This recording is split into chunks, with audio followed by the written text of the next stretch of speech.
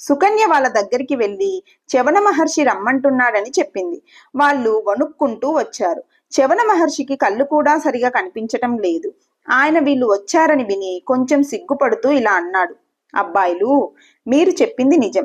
నాలాంటి వాడు చేయవలసిన పని కాదిది.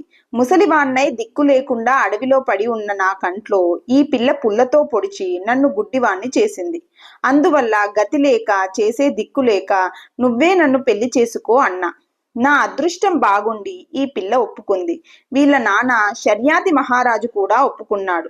ఆ విధంగా మా పెళ్లి జరిగింది. మీరు సమర్థులైన వైద్యులు. ముసలి వాళ్ళకి నపుంసకులకి కూడా సంతాన యోగం కలిగించగల సమర్థులని విన్నాను. కనుక మీరు దయతలిస్తే ఈ పిల్లకు వేరే భర్తను వెతికి పెట్టే బదులు నాకే యవ్వనం వచ్చేటట్లు చేయవచ్చు కదా. నేను ధనవంతుణ్ణి కాదు, మీకు తగిన శుల్కం ఇచ్చుకోలేను. అయినా చేతనైనంతలో ఏదైనా